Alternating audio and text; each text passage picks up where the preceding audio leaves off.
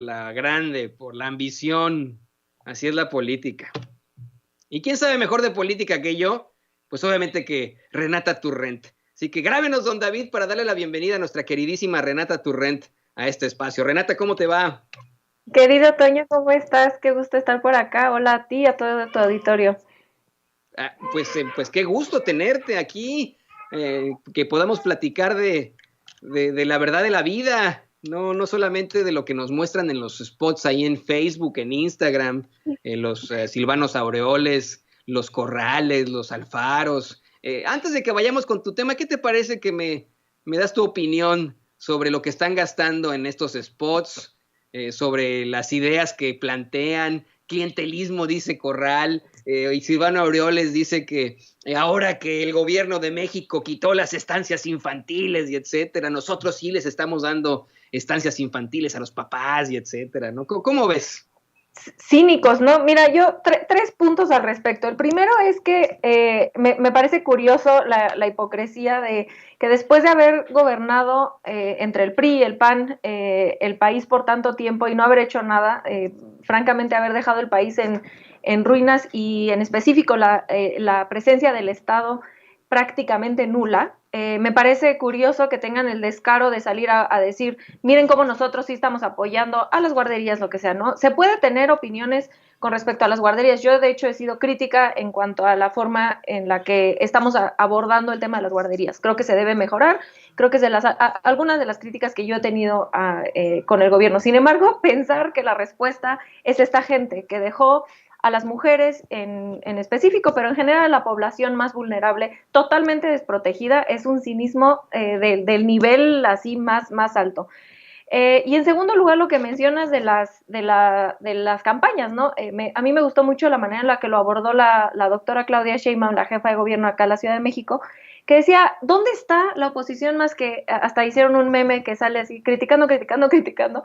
Pero en realidad es que sí, nos salen a criticar, a mentir, a decir que ellos son la respuesta cuando no dejemos de engañarnos, ya tuvieron el poder 40 años y no hicieron absolutamente nada y hoy salen a decir como si ellos tuvieran la respuesta a todos los problemas y como si ellos fueran a traer el bienestar del pueblo cuando ya no lo hicieron y lo único que están haciendo hoy es golpear y criticar y usar recursos públicos para hacer estas campañas sucias, estas campañas de mentiras, cuando en realidad, ¿por qué no usan ese dinero como lo va a hacer Morena, no? ¿Por qué no donar ese dinero para que se den más vacunas?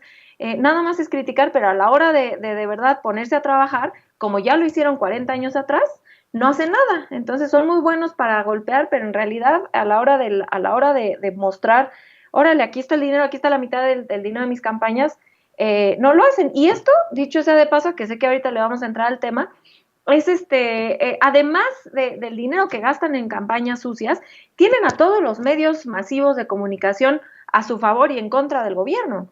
Entonces, digamos que este es un efecto multiplicador. Tienen el dinero público que están usando en campañas, más además a todos los medios hegemónicos, ¿no? Televisa, TV Azteca, todos los medios, excepto honrosas excepciones como Sin Censura y los medios independientes, en realidad es que lo único que hacen es mentir y golpear, y hasta el mismo Twitter, ¿no? Que ha bloqueado cuentas afines al gobierno.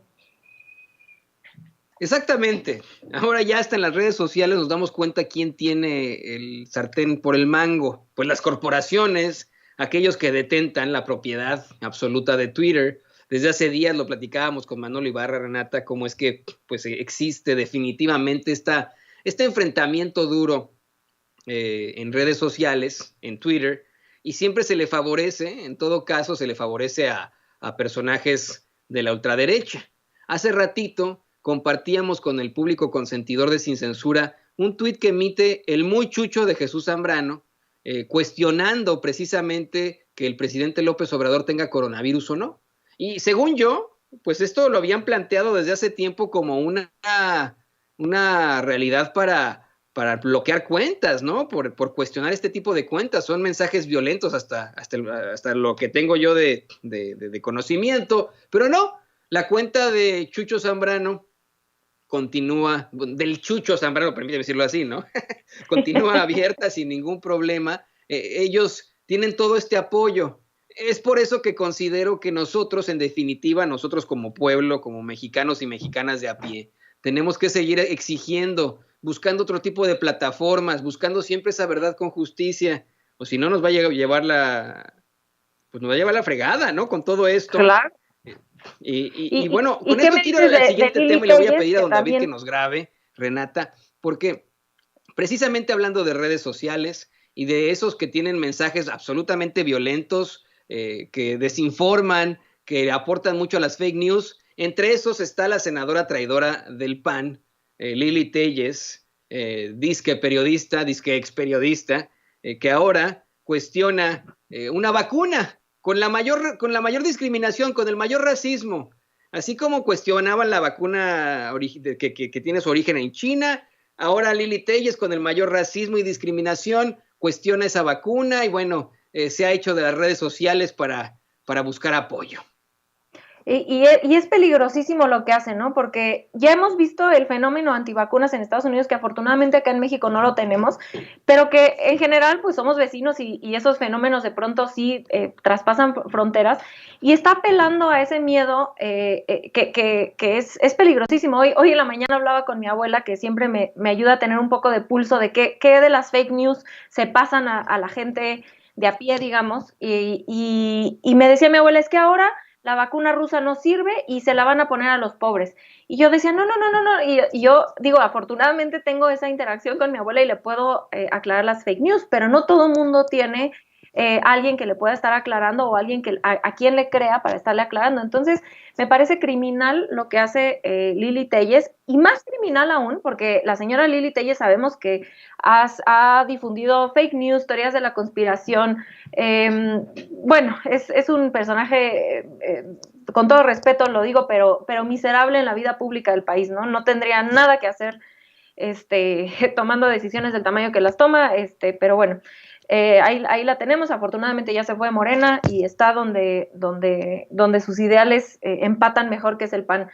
Sin embargo, creo que lo más grave de esto, y regreso y me disculpo de antemano por parecer a veces repetidora en esta intervención de hoy, pero lo más grave me parece es el tema de Twitter otra vez, ¿no? Que Twitter no está teniendo la misma, no está midiendo con la misma vara a los seguidores de izquierda, a sus usuarios de izquierda y a sus usuarios de derecha, extrema, como tú bien decías. Entonces tienes a personajes como Lili Téllez sacando fake news de este tamaño y teorías de la conspiración que pueden tener un efecto negativo y una cuestión de sabotear la campaña de vacunación en México, y sin embargo la dejan ahí, ni siquiera le ponen el letrerito que le ponían a Trump de que había información contradictoria, algo, ¿no? Como le hacían por lo menos a Trump. Nada, la dejan totalmente, dejan que sus fake news estén totalmente impunes, a pesar del daño que esto puede tener en temas de salud pública, ¿no? Entonces, como tú bien decías, bueno, a mí la verdad es que estas últimas semanas me ha impresionado el cinismo con el que Twitter México ha censurado las cuentas de los seguidores del actual gobierno y ha dejado impune toda esta campaña de desinformación que tiene la derecha y de golpeteo político, a pesar del daño en salud pública que pueden llegar a hacer. Y esto, dicho sea de paso, sé que aquí en tu programa lo han ya mencionado. Hay que recordar, y también lo mencionó el presidente en la mañanera, que el mero de política pública de Twitter, es decir, quien decide estos algoritmos si bloquean o no bloquean la cuenta, porque recordemos que los algoritmos no nada más son así imparciales, hay un ente, no, se manejan por personas, y esta persona que maneja estos algoritmos, que es el director de política pública, Hugo Rodríguez, es un expanista, era asesor de la bancada del PAN, asesor de Diego Fernández de Ceballos, y aquí a ver si no me cancelan mi cuenta, ¿no? Por estar diciendo esto, pero sí, pues ahí me apoyaran. Pero hay que denunciar estas cosas porque no han dado, se le ha pedido entrevistas, se le ha pedido que transparenten cuál es esa forma de por qué algunas cuentas sí se les cancela y algunas no, y han quedado callados, ¿no? Lo único que dicen es: nosotros tenemos nuestros algoritmos, y con un cinismo tremendo han beneficiado a las cuentas de derecha para que éstas se multipliquen, y nos han censurado las cuentas que que de las que apoyamos al presidente. No te preocupes por lo que digas aquí en Sin Censura, Renata, no pasa nada. No tendrían fundamento en Twitter para bloquearte de ninguna forma. Te podrían bloquear en YouTube, pero aquí en Twitter, en Sin Censura, lo que digas en Twitter no puede ser a menos que lo escribas. Y sí compartimos obviamente estos contenidos en Twitter, pero no te preocupes. Tú habla abiertamente, no te van a bloquear y si te bloquean, pues hacemos una protesta virtual fantástica. Yo sé que la gente te sigue mucho y te busca, así que ni te preocupes. Déjame preguntarte esto, le voy a pedir a Don David que siga grabando, no le vaya a cortar, Don David, no le vaya a cortar.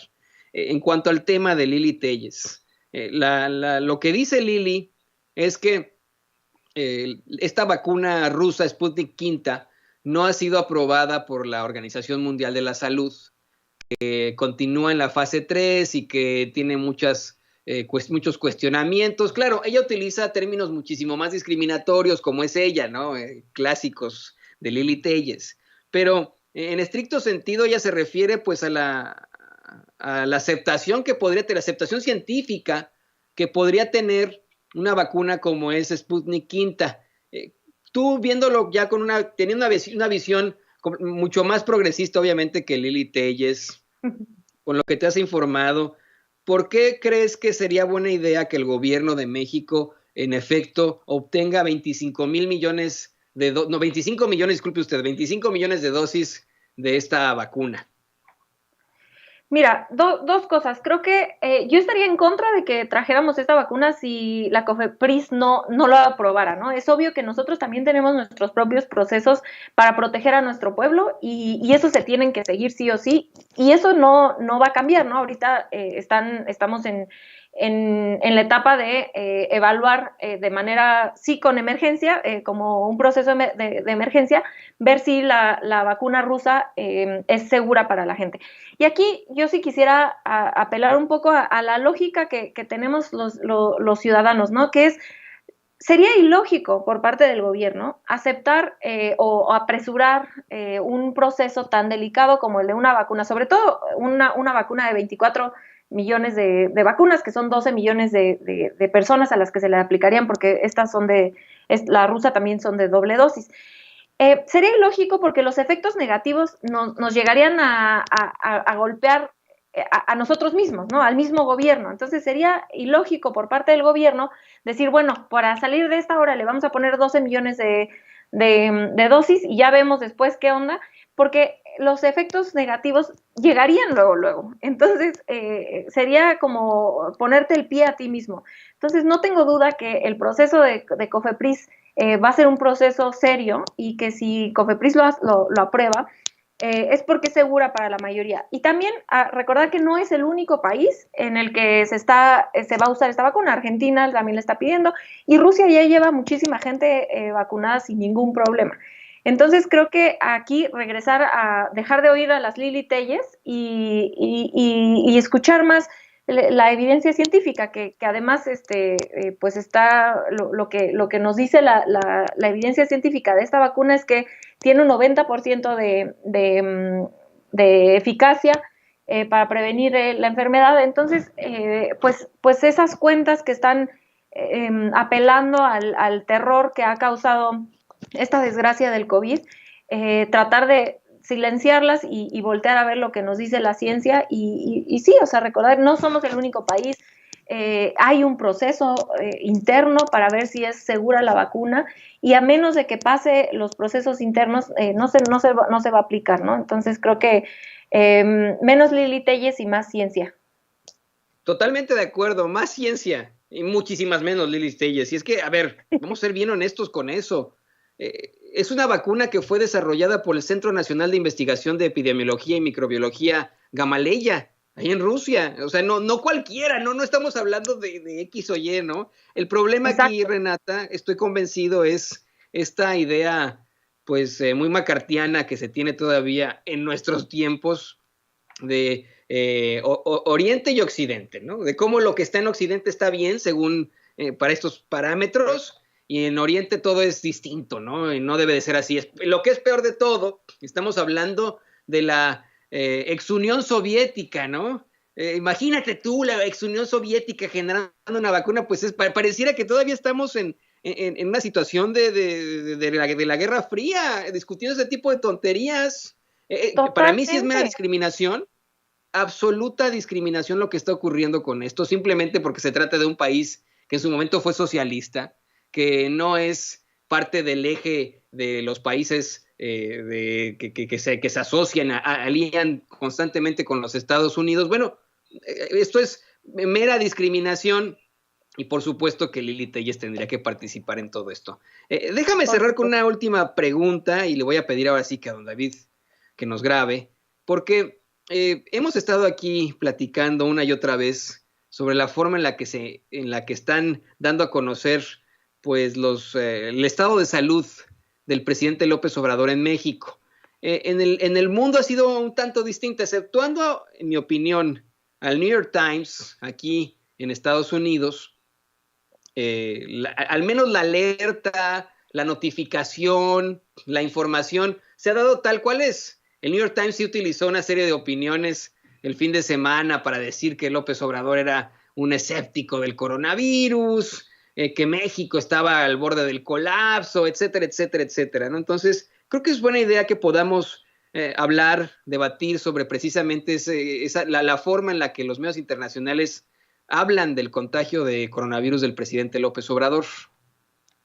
Me encanta el tema y creo que tocas un punto muy importante, que es quitarnos el miedo de ver a los medios de comunicación como entes políticos y con ideologías políticas, ¿no? Así como en Sin Censura somos honestos de dónde estamos parados y qué ideología política defendemos y tenemos.